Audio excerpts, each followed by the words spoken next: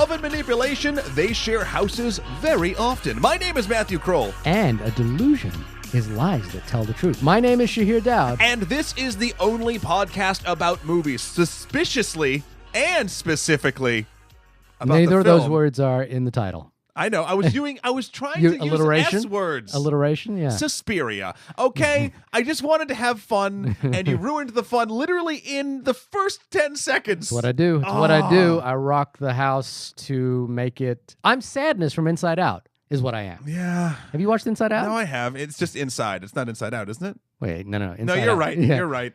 Anyway, So, yes. I've seen the movie. while I ruin fun, I'm kind of helping you with facts here, so it's a balance out. Well, I don't know what. Yes. No, facts are important. We live in a post-fact world, Matt, so facts are very important right now. I understand. That's totally fine. I wanted to do some alliteration in the beginning. I'm not going to complain. I'm happy to be talking. How are you, sir? I'm good. We are back from Spain, Espanol. That's right. Hey, quick question I wanted to ask you. What movies did you watch on the planes there and back? Like, what did you watch? 2 movies. Okay, 2 movies. Are you ready? Yeah. First, The Meg. The Meg. How was it? I enjoyed it. It was just fun and stupid and exactly what I wanted in an airplane movie. It seems like a good airplane movie. Yeah, 100%. I feel like I watched 2. Oh, I watched Tag. Okay, another good airplane movie. Also, great airplane movie. Yeah. I really enjoyed Tag. I would watch Tag again. Okay. And you'll fucking hate this. You ready? Avengers Infinity War. No. Oh, okay. Well, I was so tempted many times.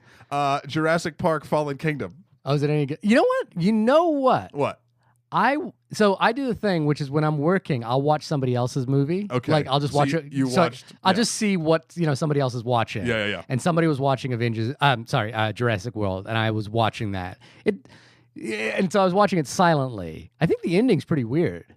Look, I'm going to say something. And maybe it's because we all know, scientifically speaking, you actually will enjoy a film on a plane more than you will on the ground based on altitude and air pressure. I don't think it's enjoy. You'll resonate. It'll resonate. Emotional. It'll feel stronger than the film probably deserves. Yeah. I liked Jurassic World Fallen Kingdom. It was fine. Yeah. I liked it. It was an okay film. And that movie knows how to make you give a shit about a CG raptor. I will say that. Okay. Like, that movie played on those heartstrings hard. Okay. I liked it. Do you think Jurassic Park is now the Jaws of our generation? Oh, yeah. Yeah, that's a good analogy. I mean, it's, this franchise started by Steven Spielberg, spawned off into many sequels. Sequels are always lesser. Yeah. Okay. But, a bigger budget thing. I mean, Yeah. Jaws 4, where I think the revenge with Jaws is actually attacking a family. Of course. And let's be clear. The plot of Jurassic World Fallen Kingdom is bona fide dumbassery to the umpteenth degree. Like, it's literally like everyone thinks that dinosaurs are going to be like the military's ultimate weapon from now on. And like, people forget that bullets exist. And I'm like, what are you doing? It's like we what's that? What's that line? We have an army. We have a Hulk, and then someone from Jurassic Park. We have dinosaurs. There's one moment. I'm not going to spoil anything, but I forget what the dinosaur's name is. But dinosaurs have names now. No. But like the species of dinosaur. Okay. There's like criminals bidding on dinosaurs at a point. Oh okay, hold on, wait for this. And the armored one comes out. The short for like walks on all fours one with the hammer tail. It's like all armored. It almost looks like a turtle. It was one of my favorites growing up. I can't remember the name. Anyway, they're listing off all its attributes, and then it's like, but we call it the walking tank. And I was like, why don't you just buy a tank? Like, the tank is going to be just as tough, and it can shoot stuff, and you can control it. Yeah, well, they get around that with certain genetic things. Okay. Don't worry about it. This isn't the only podcast about Jurassic World Fallen Kingdom. This is the only podcast about the film Suspiria. Okay. Well, no, I was just curious about that because we just came back, and I was curious about plane What movies. did you do? I watched Unsane, the Steven Soderbergh How was film. that? It was not great, but it's a movie shot on an iPhone, which is why I wanted to. Yeah. I thought a plane would be a good medium to watch that film on. And then I watched The Prestige because I only want to watch movies that I don't necessarily want to see on a big screen, and I've seen The Prestige enough, and it was like, I gotcha. It's a good enough movie to just kind of like throw on, and I can just watch it. Yeah. So Unsane, which I didn't love, but I think it's an interesting movie. Okay. It's kind of a modern update of Misery. Gotcha. Yeah. Lesser, though. Only that or others? Just those two movies. Okay. And of course, we watched Lorek, or Flowers, Flores, which we reviewed last week on our episode on places and cinema, which I think is a really interesting episode. Something that we haven't done a lot. It's an unusual take on what we do. I would say to check that episode out, and not just because we made it. I think it was a very fun look, and it was nice. You could, and we were worried when we recorded it. We're like, oh man, like we listened to the audio and like this audio actually sounds too clear. Like I was worried about that. We wanted like it to to hear the place, and I think you do. You hear. But yeah, you're right. I wanted to feel like you were in a place listening. You were listening to a conversation that was happening in a real place, as opposed to a studio, which was what we're doing right now. Yeah. But yeah, if you enjoyed that episode, please write us in and have thoughts about, films and places or even airplane movies. Write us in at onlymoviepodcast@gmail.com or hit us up on Twitter at onlymoviepod. Tweet at us and let us know what your favorite airplane movie is. I think. Have you got a favorite airplane movie? It used to be Airplane? Snowpiercer. As an airplane movie. Yeah, I don't know why. I just always watch Snowpiercer on a plane, like I have it on my laptop, et cetera, et cetera. I also Scott Pilgrim is another one that I just go to because but I'll watch that like on a plane, on a train, on a whatever. It doesn't really matter. Planes, trains, and automobiles. It's Thanksgiving week this week when we're releasing this episode. Oh yeah, well, great. Yeah. Oh no, it's Thanksgiving will be coming up. So exactly. Happy almost Turkey Day to Americans. I think my favorite memory of a plane movie was I remember I got really choked up watching 127 Hours on a Plane. Oh, wow. And I attribute that to the sort of emotional reasons. But I have watched the movie since, and I think it's a very good movie. I got choked up for the new Jungle Book on a plane. Not the new Jungle Book, the old new Jungle Book, the Jon Favreau Jungle Book. That's a pretty good movie. I actually really like that movie. I was not expecting to get the feels. But then again, I was getting choked up at Fallen Kingdom. So let's just not talk about it. Move on. A couple of emails we want to take care of this week. I want to say shout out to our friend A.E. Steve, assistant editor Steve, who has Steve. Talked to us before. He requested the film I, Tonya, which we reviewed a while back, but he asked us, I know you only review movies, but I'd love to hear your take on The Haunting of Hill House on Netflix. That's why you were talking about this before we started, exactly. You monster. I just finished it over the weekend and can't recall a more frightening, visceral viewing experience in my life. Director Mike Flanagan was able to come up with some of the most terrifying, suspenseful scenes I've ever witnessed, and it wasn't done with gratuitous gore or violence either. If you ever decide to let a series review into your podcast, I'd love to hear your thoughts on this one. There have been a couple of times we've talked about doing a series on the show. I think earlier this year, I really wanted us to do Wild Wild Country, but we weren't able to get around to it. Steve, I started watching the show. Matt, you started. You're only one episode in. I'm one episode in, and to be honest, I started at like 2 a.m. at one point, and I fell asleep about 2/3 through. That's not a criticism. Slow burn of a show. But I'm on episode 4 or 5 right now, and it's taking me a little bit longer because I can only watch an episode a night. I love this show. Nice. Thank you so much, Steve, for recommending the show. If you recall, we reviewed Ouija 2, The Origins of Evil. Yeah, Steve Van Patten episode. What up? Yeah, which Mike Flanagan also directed that. And I think we both made the comment at that time that Mike Flanagan directed the hell out of that movie. Yeah. Despite being a sort of a paper-thin movie, he really had a great eye in that movie and a great way to transition. And it's completely, I think we've been... that opinion has been validated by watching The House on Haunting Hill. It is excellent. He's directing Dr. Sleep next, which is a Stephen King adaptation, a sequel to The Shining. Interesting. With Jack Torrance, the little kid all grown up now. I'm all looking forward to that. So thank you, Steve, for the recommendation. I'm not sure we exactly will do an entire series review. I've been pushing for Cowboy Bebop for a while too. No, we have got a request for Cowboy Bebop. I know.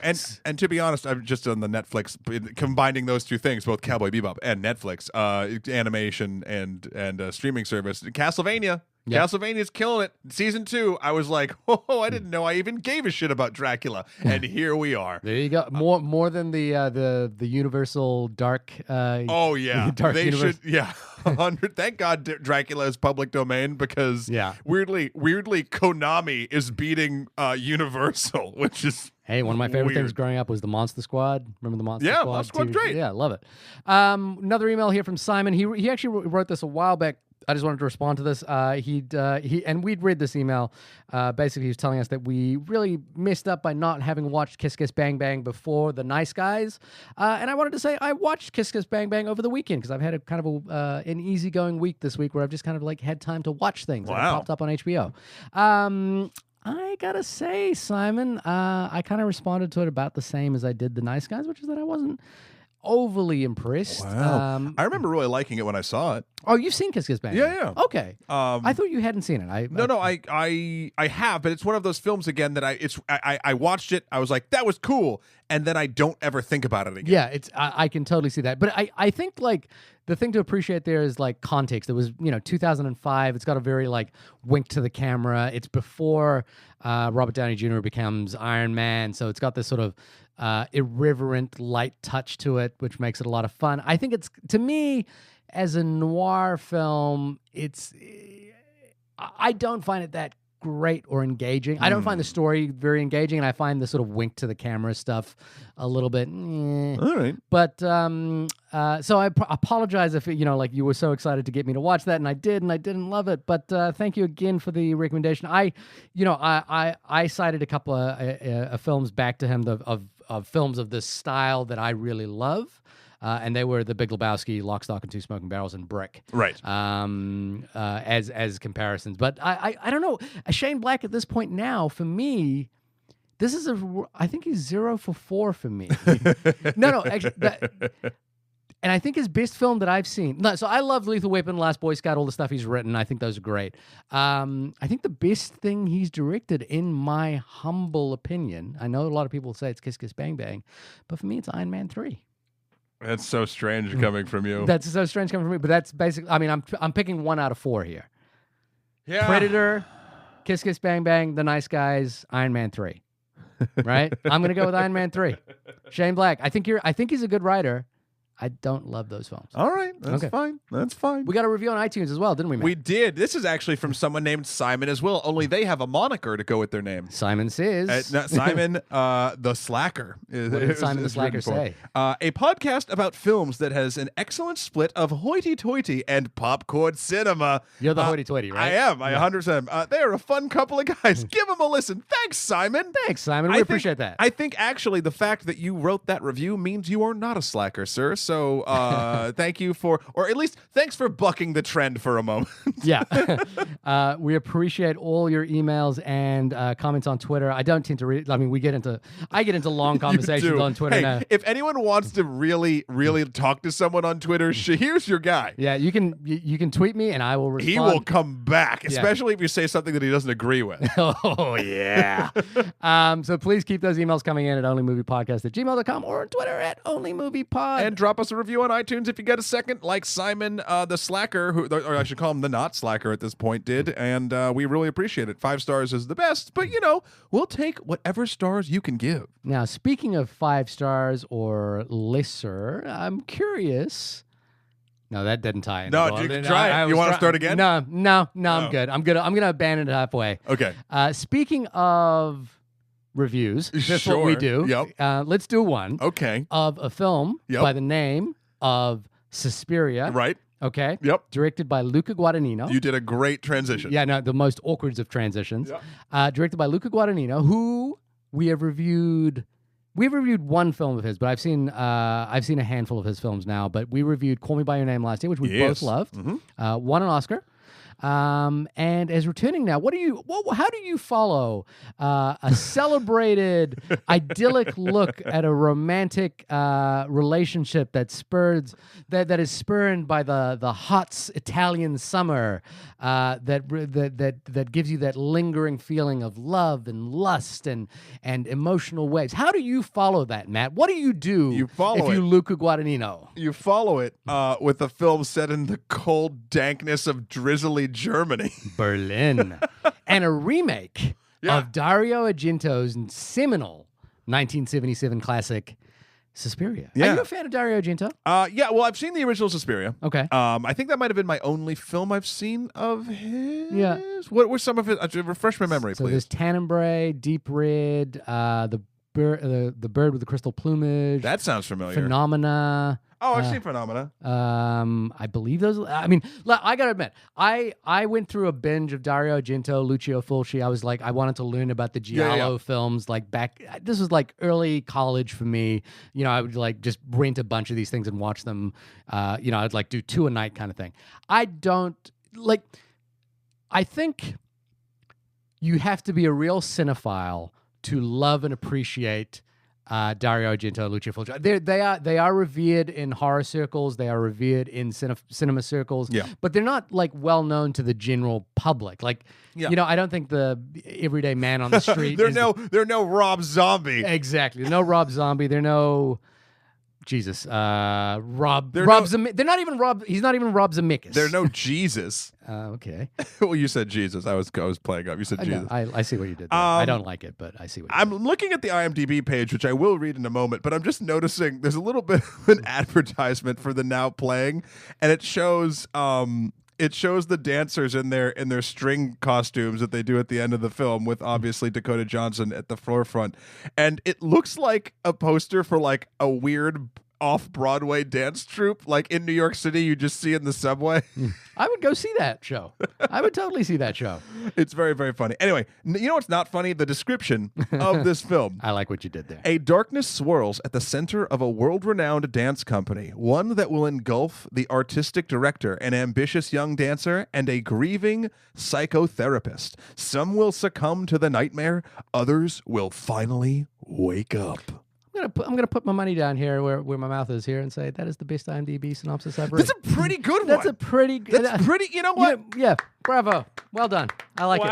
Wow. It only took 188 episodes, but we found a description that really speaks to us. Yeah. No, I'm with it on that one. I think that's great. I wish they put the writers of the blurb. I want to know who writes the blurbs. I mean, it's a IMDb marketing executive, right? Email us at onlymoviepodcast@gmail.com. Where do you get your blurbs? Where do you get them? And Tom Hanks is the burbs. The burbs. Where do you get your burbs? Shahir, what were your first thoughts of this remake of the, as you put it, seminal horror classic? Okay, so first off, I did not revisit the original Suspiria. Nor did I. And I did that on purpose. I had time to do it. I did it because I was lazy. Right, gotcha. So you're Simon the Slacker. But Simon. I had time to do it, but I didn't. I kind of said, look, I didn't love that original to begin with.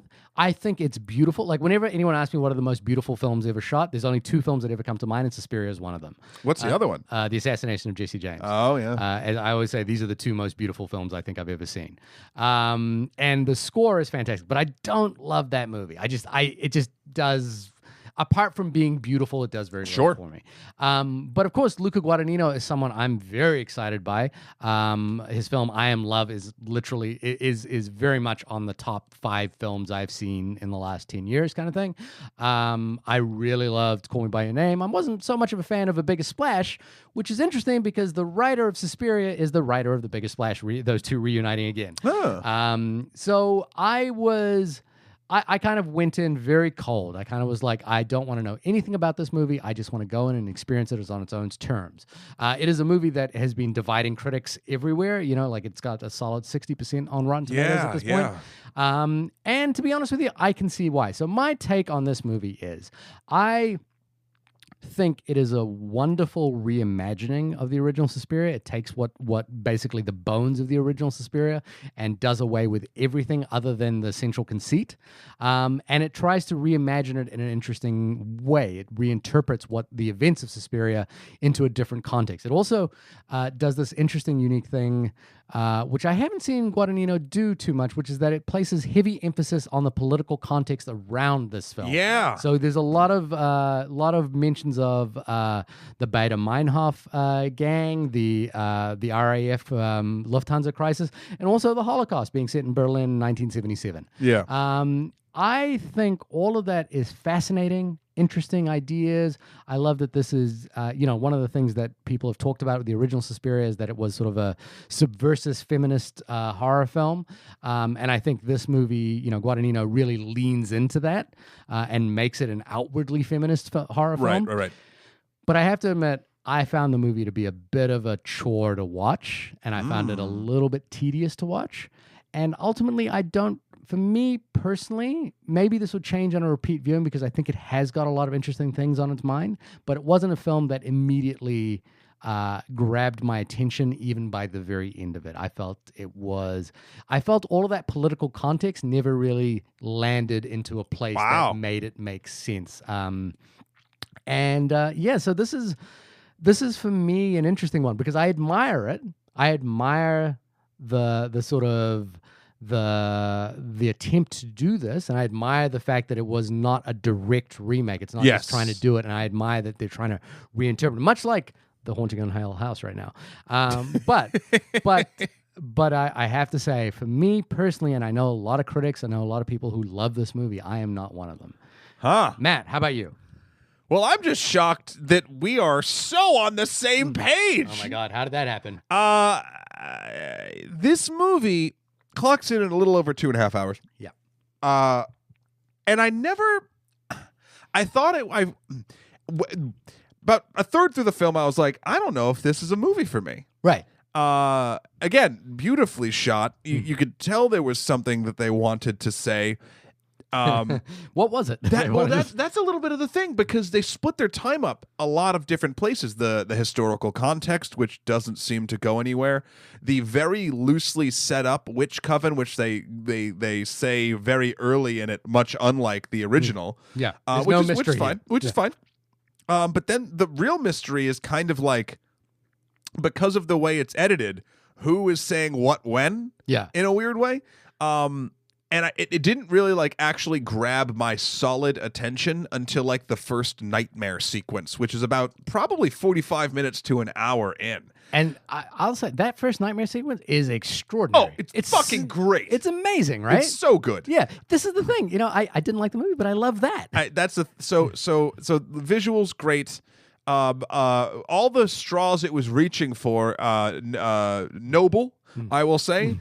But I couldn't, like, when the movie was done, I didn't care. Yeah. I will say, I didn't feel like it was long in the chair. Like, I wasn't like, when is this going to be over? Right. But when it was done, I was like, no, it doesn't answer all the questions, right? But at the same time, it didn't get me interested enough to care that it didn't answer all the questions. Right. And that's a failing, I think. Yeah. In a weird way. For all of its strengths, again, soundtrack, amazing. Tom York. Yep. The sound mixing too, like just the effects work that that was sort of put in all over the damn place. Very crunchy. Oh yeah, very crunchy.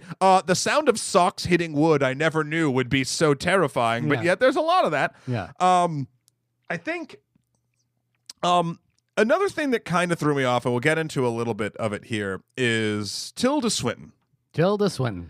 Who doesn't love a little Tilda Swinton? I love Tilda Swinton. Yeah. I was distracted by the fact she played the psychotherapist. Right, which was it was interesting because they kind of didn't reveal that to everyone, but it's so obvious when you're watching it. It's like, and I think maybe when I watched it, I knew that was the case, and so all I was looking at was her makeup. And that's what I'm worried about, because I did know that as well. Now, granted, one of my friends, Elise Brando, sister podcast, speaking of Carrie, one of the hosts of that, she went and saw it, and she really loved it, and she had no idea that was Tilda Swinton until I actually was like, that was Tilda. She's like, no, it wasn't, and she had to like look it up, and she went down the K-hole of the internet figuring that out. Right. So maybe we were tainted by the fact that we kind of knew it, right. But it felt like a very sort of specific voice trying to do another specific voice underneath it, and like the makeup in pictures looks phenomenal, but when it has to do any sort of like hard movement, it doesn't quite hold up. That pulled me out, to be honest. And I thought, I'm sorry, I was going to say, I was hoping that there might have been some like undercurrent or theme as to why they were played by the same person. Actually, I was looking at the IMDb page, and it actually says she played Marcos at the end. Yeah, which we won't talk about yet. But like, I was like, is the fact that she played all three of these characters trying to say something? And I can't find what that would be. Right. Like, I want to find a meta narrative in it, because otherwise, I think it's kind of useless and distracting. Right. So I have a theory about that, and I think I actually like that she played that character. I do too, but at the same time, when you're in such a where you're trying to make an intriguing world with like sort of mysteries and dark magics that you're not supposed to understand entirely, and then you have that sort of like trick that's going on, just to like you're trying to trick the audience. You'll trick about half of them, but like what I would.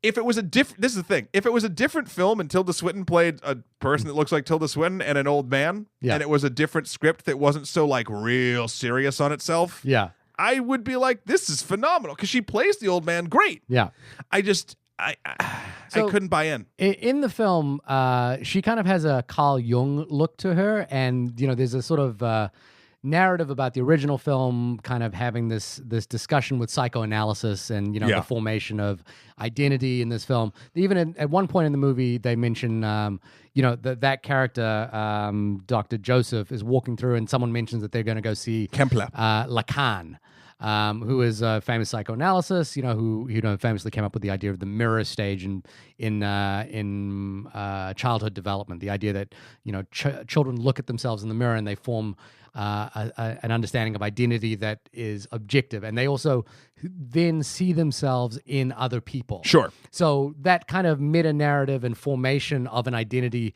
through three parts of the same person, I think is interesting. Like basically Tilda Swinton plays three different people who are all kind of struggling with different parts of this identity of this witch. And that ties into the idea of the three mothers, and that's again a reference to another Argento film, The Mother of Tears, which was part of a trilogy. Suspiria is part of that trilogy. Right. And there's, they talk about it in this film as well. There are three different mothers, each able to do different things, but they are part of the same identity. So I think that's kind of, I buy that. I also like the idea that there are not a lot of men in this film, and the singular key male role is actually played by a woman. Yeah. I think is an interesting idea, interesting way to kind of like ensure that this is not like the injection of a male character in a female world. Yes, and I definitely appreciate that, and I like that, and I hope that the reasoning you said beforehand is sort of the reasoning for it, because otherwise I would have rather seen another female play an old man. So I think it's just a way to interpret it that makes it work. But then also I was just sort of looking at the IMDb. The woman who played Susie's mother, who there's flashbacks to, Malagorzita Bella. I'm butchering that. Yeah. So she plays the mother, but she also plays Death. Now, where is Death in the film? The very end. I don't want to spoil stuff, but when they're walking through the room and just making stuff happen, there's a definite like monstrous thing. Okay, which would play into this idea of the mother. Again, this is all about femininity, motherhood, the abandonment of the mother. Again, without spoiling it too much. So I want to just point to the reasons why I didn't find that this film worked for me, which is the primary thing about like losing the mystery of, is this a witch's coven or not? So again, in the original Suspiria, the film kind of like asked the question, we think this might be witches, but we're not sure, and you're unsure about the psychological state of the main character. Also, her name is Susie Bannion. The actress appears in this film as well. I forget her name. But what happens is that then that film has a real narrative trajectory that you're following. And a narrative doesn't have to be the only thing you're following in a film. Luca Guadagnino is a person who's very good at like making films that aren't necessarily narrative trajectories. But I found that kind of revelation up front meant that I was just waiting for the film to kind of kick into gear with stuff happening. And this is the same problem I had with his previous film with writer David Kadich. Kadich, yeah. A Bigger Splash, which is that it was a movie that I really enjoyed, but I felt like I was just waiting for the movie to kick into gear. And this is a movie that takes a long time to kick into gear. Unfortunately, what that means is that your main character, played by Dakota Johnson, Susie Bannion, isn't really particularly interesting. And her kind of final transformation, revelation, which we got to talk about later, isn't particularly profound or surprising or interesting. I admire the sort of like hey, we're going to reinterpret this one idea and in a way celebrate this sort of one facet of it. Like, so Argento's film, you know, kind of, if you believe in the subversive feminist film, you know, like at the end of the film, it's a triumph for this woman who like, you know, overcomes this witch's coven and kind of creates her own identity. This new film kind of like celebrates that idea by leaning right into it right at the get-go. And I just found that just kind of took the wind out of, you know, like wind out of the sails a little bit for this film. Yeah. I will say that is all definitely true. Yeah. Something that took the excitement or the interest or lulling me into caring about this film away at the very get-go is I feel like weirdly I've been harping on editing a lot lately in the last couple I things. Thought about you in particular for this film. And I know it was a stylistic choice because the entire film is edited in a certain way to make you feel uneasy. Like, there's no question. Yeah. But before you get to the uneasy shit, the editing, while feeling uneasy, also just feels wrong to the point where I was like, okay, I like, and it might be because who we are, and we watched so many films, and we were I was too in my own head about it. But I was like, I get it, movie. Like, you're setting me up to feel weird, so I feel weird later. But like, you could have just done like long shots with some flash cut. Like, I don't know. Like, I felt like there was more apt and effective ways to get across the emotion of feeling confused. Than they chose to do.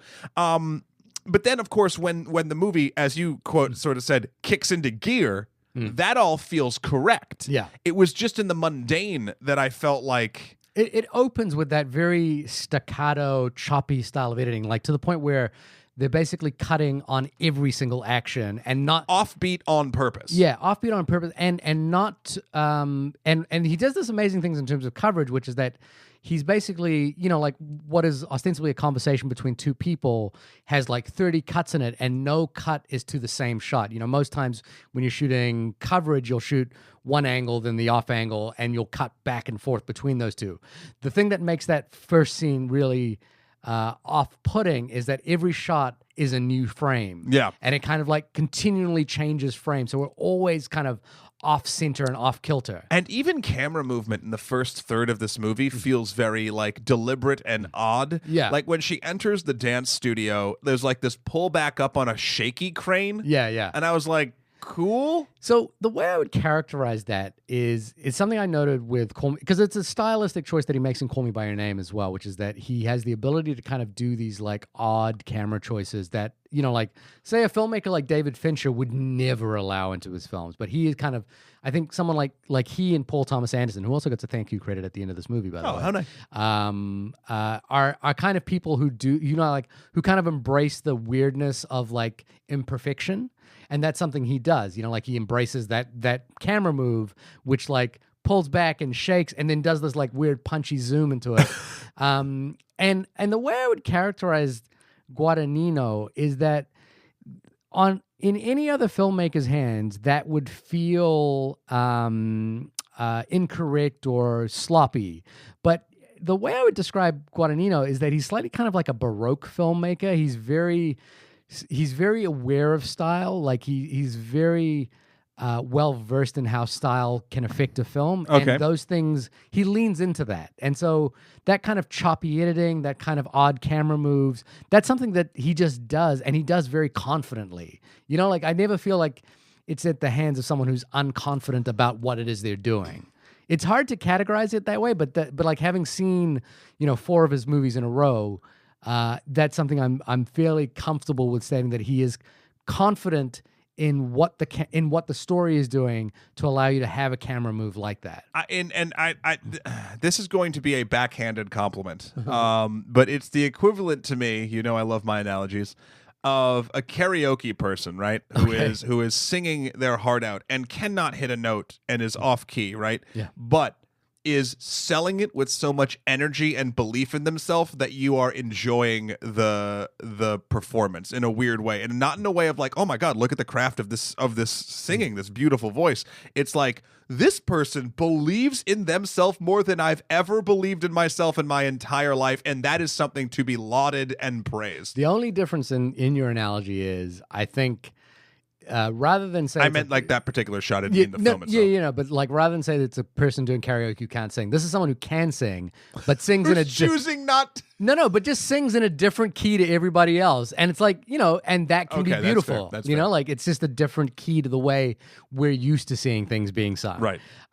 So singing Toto's Africa in like D sharp or something. Yeah. I don't know music that well, but okay, I know Toto's Africa, and so I think that again, you can't help but admire this film, especially there are sequences in it, like the dream sequence we talked about. Yep. There's a particular cross-cutting sequence that we're going to get into. Dance Dance Revolution? Yeah. There is the other big thing for me, the other reason why this film doesn't quite land for me is exactly the thing you're talking about, which is the staccato editing and the sort of unusual camera moves. Because okay, so there's a different strand to this idea here, which is that again, thinking about that notion that the film uses political context and social context to frame the movie. It's telling you Berlin, 1977, revolutionary armies going on. There's a division between East and West. The Lufthansa thing we've already we've talked about all those things. So there's this idea that there is a world kind of imploding on itself. Yes. None of that idea leans into the thing that I think is the most important thing this film should be doing, which is the dance. Now, the choreography of the dance is extraordinary. I think I watch this and I go, this is modern dance at its finest. It looks beautiful, but it's cut up in a way that doesn't allow me to enjoy it. And none of the tension of the external storytelling imposes itself in the dance, other than when Madame Blanc says this is a dance that we performed during the war, and this will be the last time we perform it. It's called Volk, which means people, which means the folk, the people. But you don't watch the dance and you can't watch the dance. You can't watch the dance. Yeah, the dance is cut up so much that it's hard for me to enjoy it, even though I think it looks extraordinary, and it doesn't I feel like the center point for all of this allegory, all of this external storytelling should be in the dance. Every time we watch the dance, that's when we should be kind of transfixed in the film. And for me personally, I never was. Well, no, because they don't let you. Yeah. 2 points. Yeah, that makes total sense. Also, the historical context. While working on series like Extra History on YouTube, I've become a bit of a obsessive about history at this point. Yeah. Just because I'm finding a lot of stories that I didn't even know about, and I was very interested in this time period more. I was like, oh, I wonder if there's some stuff that I wouldn't know or whatever, and it's setting this up as it's something very important, as a side, thing or whatever, and maybe the dances will have something to do with that. And yes, she mentions it, but that's basically a line of dialogue talking about it. Yeah. And if the dances themselves actually speak to that time period, which I'm sure they do, because it seems like something that would be easy to make sure it syncs up. Yeah. I didn't see it because I couldn't see it because they're cutting around it too quick, and it didn't. You lose the effectiveness of the dancing itself, and if that's supposed to be the most important thing, either as an art form or as a form of casting spells, I didn't feel that particular magic. Not to sound super weird and dumb, but I wanted to watch the dancing more because I bet you it did have something to say. It's just the edit and the pacing of the film kind of stopped you from doing that. And the historical stuff had no tie. Yeah. I was waiting. You could have ditched all the stuff about the terrorists and the bombing and all that sort of stuff. Made zero impact that I could tell. You could have the psychoanalyst or the psychotherapist character. You could deal with the fact that he was separated from his wife during the Holocaust, and then there's we're getting into more deep spoilers here. I think we're about it's about spoiler time for light spoilers anyway. There's spoilers now. Yeah, there is a moment where he gets Evelyn hard, and they basically they think his wife is back, and there's this whole thing, and then they lead him right back to the Witch's Coven. Of course, I'm referencing the seminal film from the 80s, Master of the Universe, where Evelyn pretends to be Courtney Cox's mother to get back the cosmic key so they can actually strand He-Man and his friends on Earth while Skeletor rules Eternia. Other than that, though, I don't know. Like the context itself about the historical stuff, I wanted to tie in more, and I thought maybe the dance, nope, can't see it. I thought maybe the stories, maybe it has something to do with Suzanne's mother, or which it might have, but that was back in the United States in Iowa or Ohio or wherever. It was an I state. Idaho, I don't know. No, it was Ohio. It was Ohio? Yeah.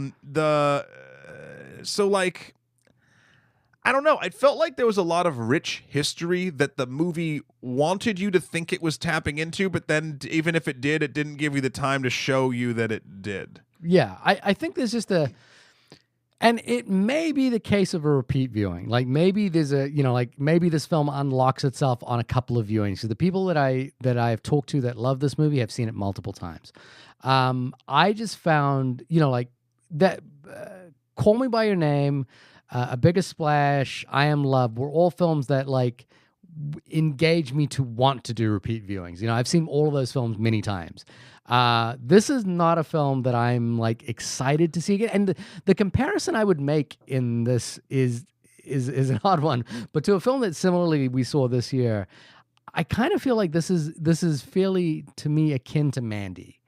Weird. It feels a little bit like Mandy, which is that it's got an interesting idea at the core of it, but it kind of sails through on one note. And by the time we get to the end, I'm not that engaged. I think I'm going to disagree with you harder than I normally would because we're agreeing so much on the film itself. Sure. I don't think Mandy has a real deep core to it.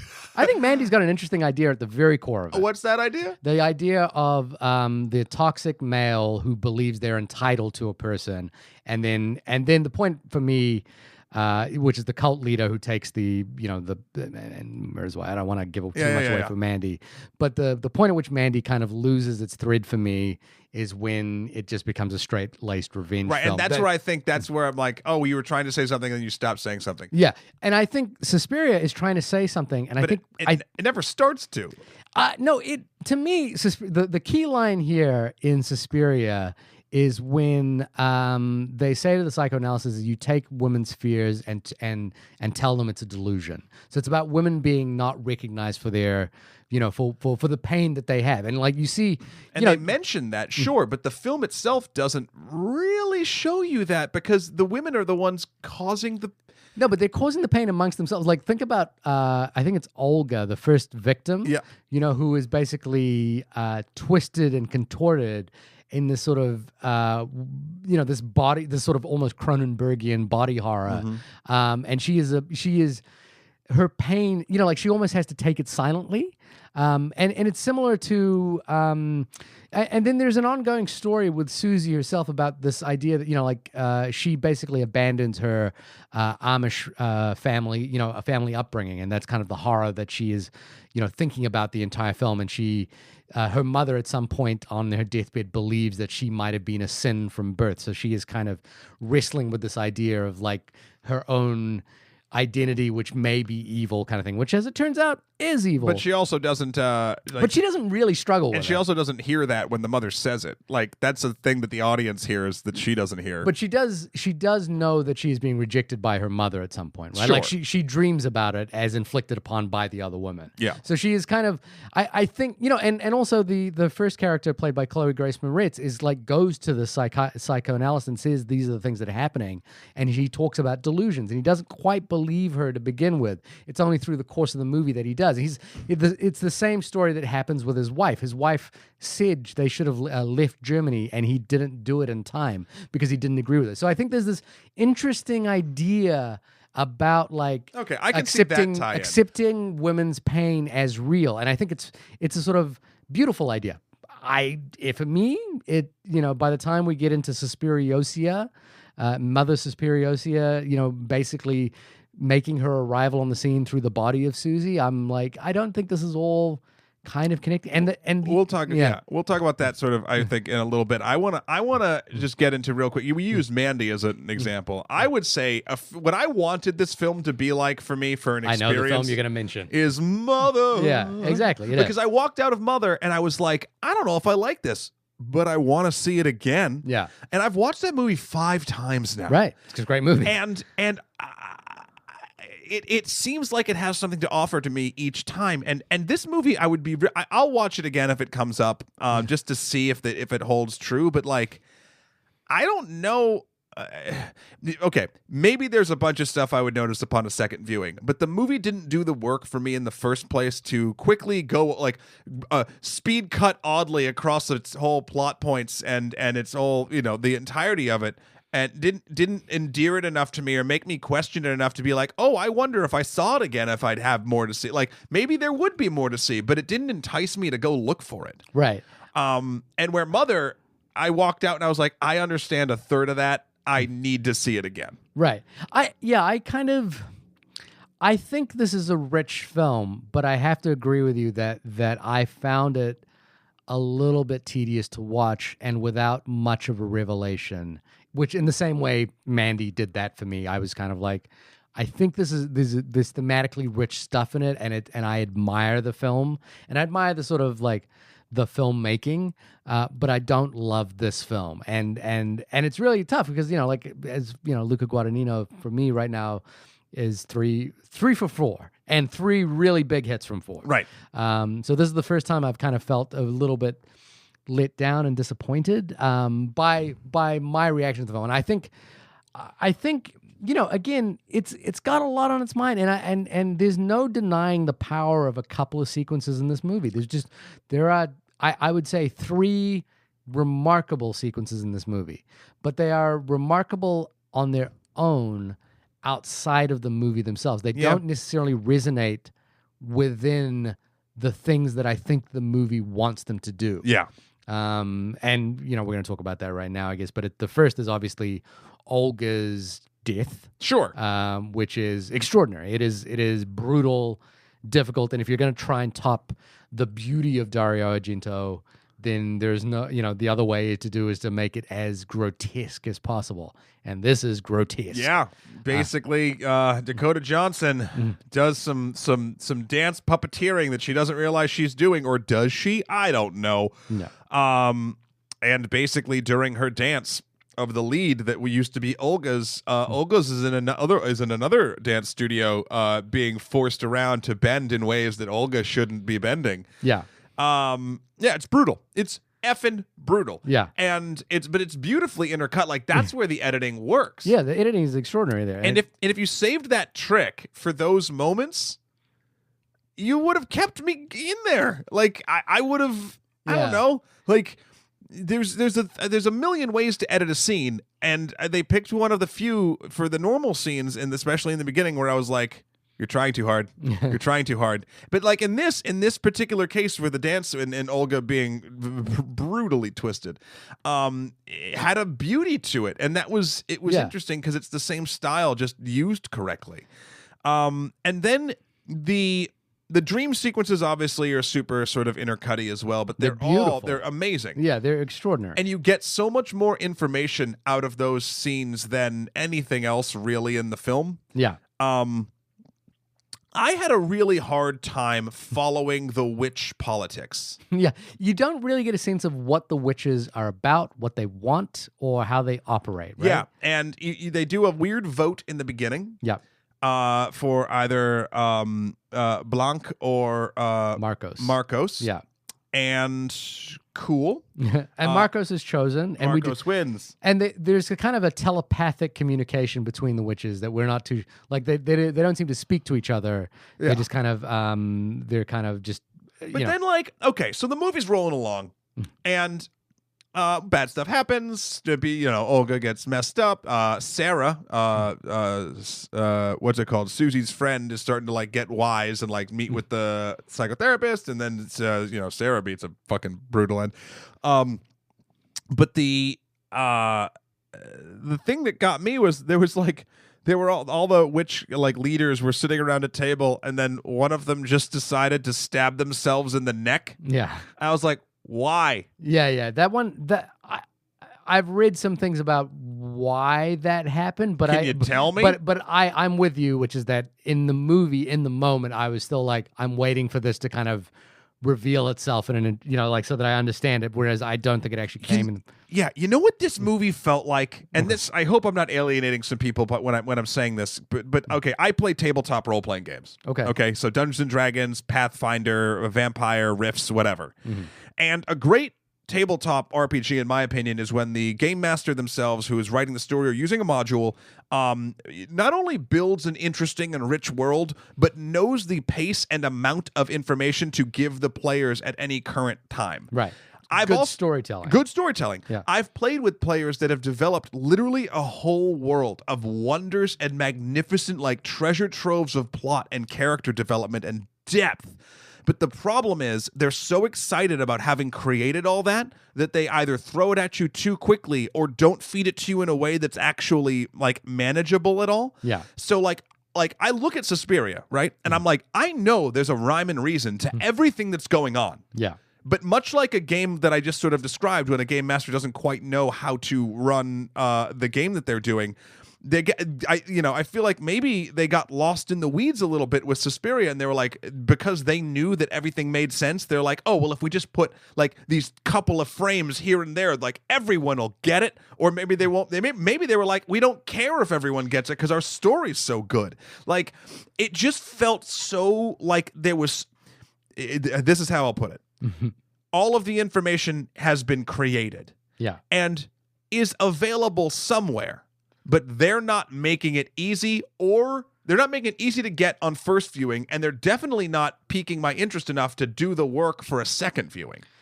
Yeah, so, I'm kind of always a little bit divided on how to approach this, because there are cases when you watch a film where you go, I don't think the filmmaking is of a strength where the confidence to, be Baroque and abstract is on display, and you kind of feel like you're in the hands of a filmmaker that isn't able to kind of pull that off. This is not one of those cases. Now, maybe I'm biased on that because I love his other films. I agree. His other films so much. I feel like this is a case, and again, I like the idea. It's something that one of the characters says is that we're going to smash the noses of everything that is beautiful. We don't need we can't have dance be beautiful right now. And it's kind of like I'm watching this movie going, oh, there must be a moment of catharsis where this becomes beautiful. And this movie is basically explicitly saying to you, no, that's not what we're going to do. We're going to make this not beautiful. I can't say that resonated. The film that did that for me this year was You Were Never Really There, because that's a film that just says we're not going to give you the things you think you want out of a film this, and it just doesn't do it. And this, I feel like this is in that camp, but doesn't work for me. And so it's a really tricky thing, because I want to love it. I want to because if you love this film, you will walk out and champion it. You'll be like, no, this is doing something so innovative and so. Elise loved it. Elise loved it, and I got me excited to go see it more than I mean, I was excited to see it beforehand, but yeah, and you would you'll kind of shout it from the rooftops, but I just wasn't there. I did find it tiresome, and I did find it.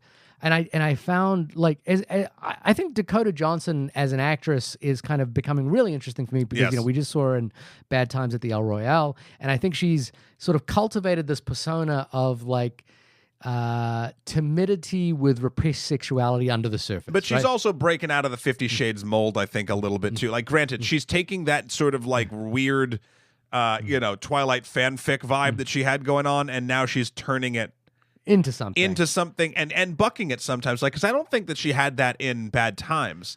She definitely has it here. Yeah, and I think it's a smart casting choice, and like, she definitely conveys the passion for being in this dance troupe, and like, I think this is sort of almost similar to I, Tonya, in a respect, which is that she trained very hard to be a dancer, and she's not necessarily a dancer in the way that these dancers are dancers, and she does a really good job. And I think, part of the thing that frustrates me is I feel like the editing is just there to help her out.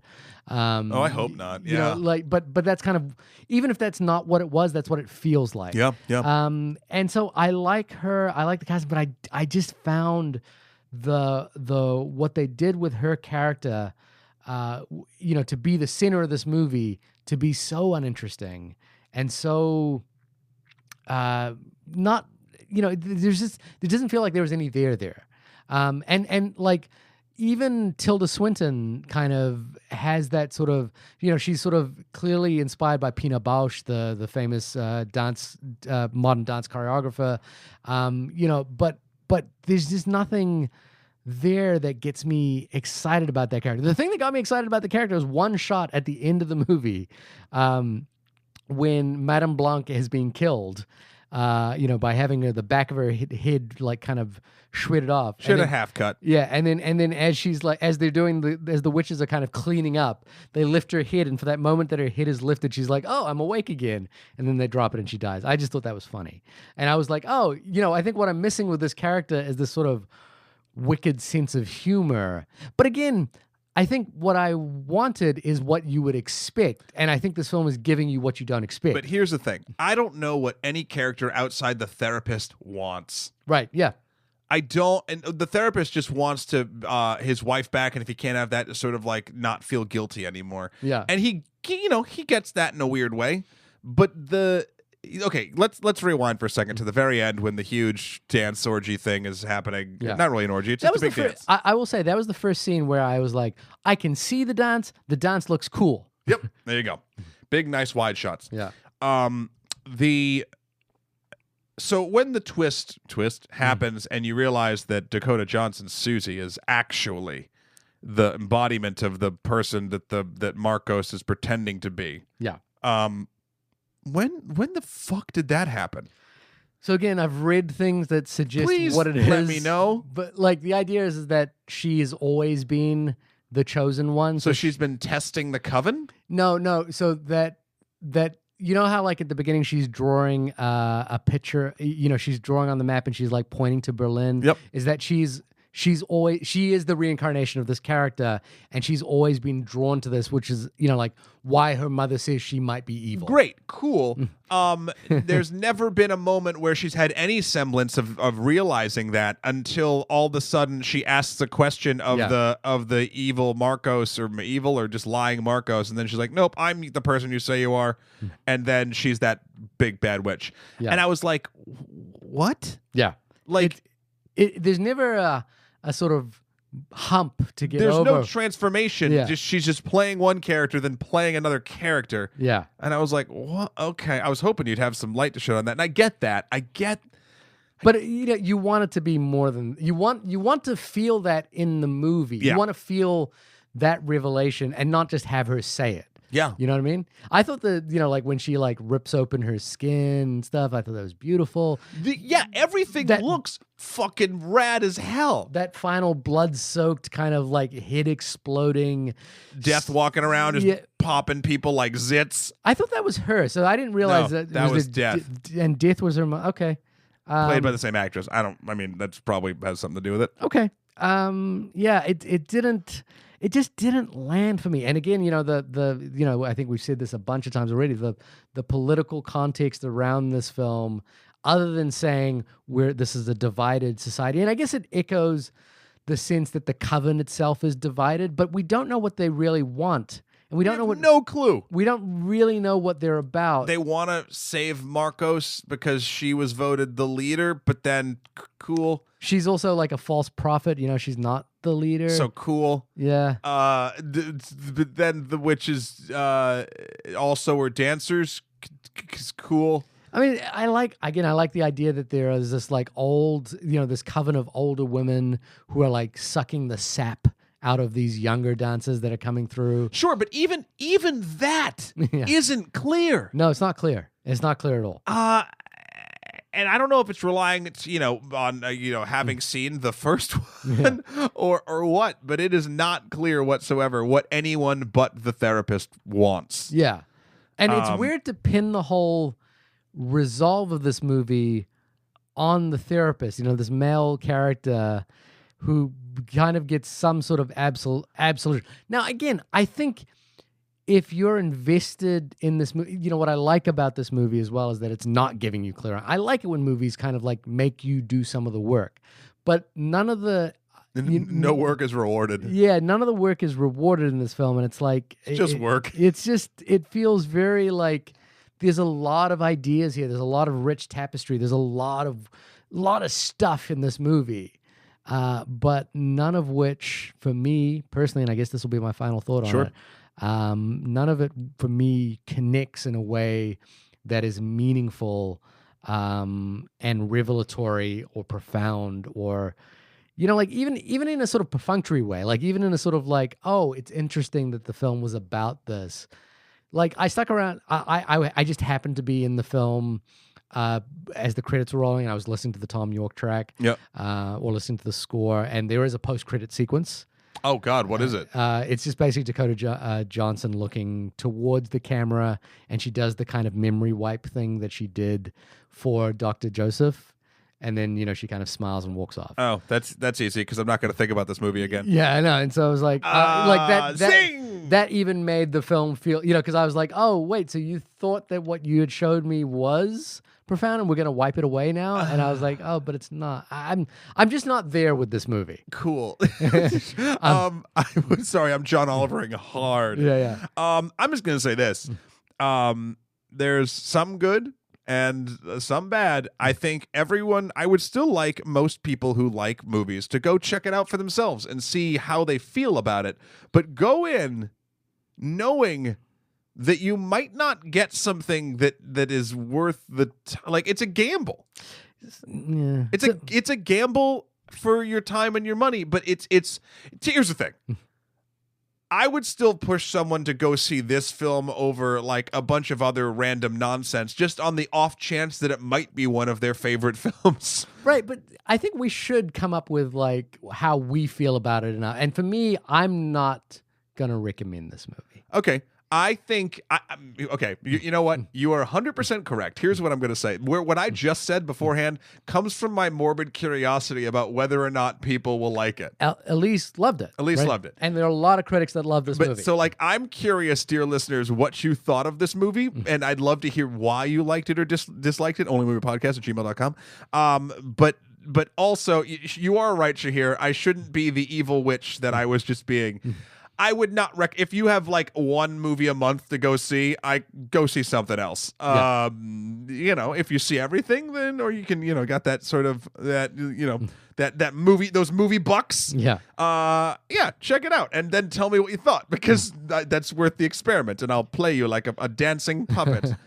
You'll throw me against the wall and contort my body in ways that I've never thought they could be contorted. Okay, let's ease up on the fan fiction. This has been the only podcast about the film Suspiria. Oh, it's suspiciously hot in this room now. Here, there you go. There's some alliteration for you. When you are not, when you just didn't come here to dance, where can folks find you? That was a Carly Rae Jepsen reference, by the way. I'm just saying. Which song?